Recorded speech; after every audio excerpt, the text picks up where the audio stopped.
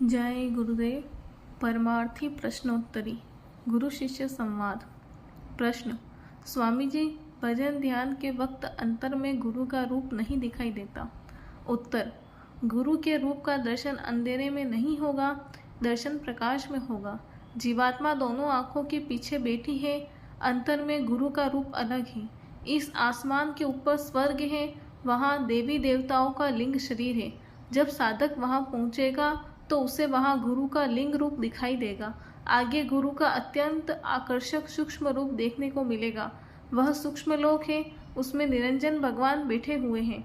आगे ब्रह्म लोक है और वहाँ कारण शरीर है। गुरु का कारण रूप वहाँ पर है। गुरु का कारण रूप और साधक का भी कारण रूप। ब्रह्म लोक के पार जब जीवात्मा पहुँचती है पिया पद में, तब गुरु की पहचान होगी। शब्द रूप गुरु का है। शब्द रूप में गुरु सबके साथ रहते हैं। कहा है, शब्द स्वरूपी संग है, रहे न तुमसे दूर। धीरज रखियो चित्त में, दिखेगा सतनूर। प्रश्न: स्वामी जी, आध्यात्मिक शिक्षा का सार क्या है? उत्तर: मनुष्य पहले आया, धर्म बाद में बने। मनुष्य धर्म के लिए नहीं बनाया गया, धर्म मनुष्य के लिए बनाया गया ताकि वह प्रभु प्राप्ति के आनंद का अनुभव कर सके। 500 से 600 वर्षों पहले कोई सिख धर्म नहीं था। 1300 से 1400 वर्ष पूर्व इस्लामिक इतिहास अस्तित्व में नहीं आया था। 2000 वर्ष पहले किसी ने ईसाई धर्म का नाम नहीं सुना था।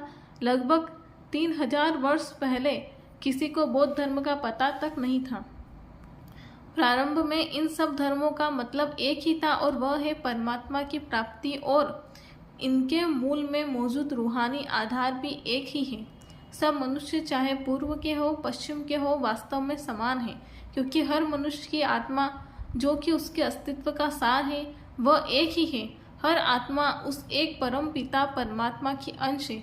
सभी सच्चे धर्मों का संबंध हमारी आत्मा से है और उनका ध्येय उसे अपने मूल परमात्मा में मिला देना है। इसलिए सब धर्मों का मूल रूप और ध्येय समान है, चाहे वे किसी भी समय या देश में शुरू हुए हो। सभी महात्माओं ने जिनकी शिक्षा के आधार पर धर्म गुरु हुए हैं, इस बात पर जोर दिया है कि परमात्मा हमारे अंदर है और उसे प्राप्त किया जा सकता है। प्रश्न: स्वामी जी, ध्यान में कभी कभी चांद और तारामंडल दिखाई देते हैं, फिर दिखाई देना बंद हो जाता है। उत्तर: आत्मा पर कर्मों के पर्दे आ जाने से ऐसा होता है। ध्यान का निवास स्थान तीसरे तिल में है, लेकिन इसकी किरणें सारे शरीर में फैली हुई है। ये किरणें स्थूल शरीर से बाहर भी बेटे बेटियों में, स्त्री में, सगे संबंधियों तथा सामानों में फैली हुई है। इन कारणों का दायरा बहुत बड़ा है और इन्हें समेटकर केंद्र में लाने में समय लगता है। आंखों के ऊपर तीसरा तिल है, वही केंद्र है। जब मनुष्य अपने ख्याल को तीसरे तिल में एकाग्र कर लेता है, तभी सही मायने में मनुष्य बनता है। जब ये किरणें ध्यान करने पर तीसरे तिल में एकत्र होने लगती हैं, यानी जब सिमटाव की क्रिया शुरू होती है, तब मनुष्य को एक चुभन दर्द सा अनुभव होता है। यह एकाग्रता की निशानी है। ऐसा मालूम होता है कि मानो चींटियां बदन पर चल रही हों। आंतरिक लहरें ऊपर उठने लगती हैं।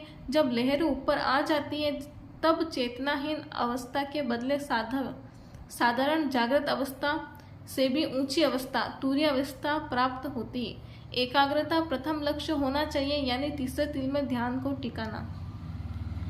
नर्तन पाए विषय मन देही, पलटी सुधा ते सेठ विसलेही।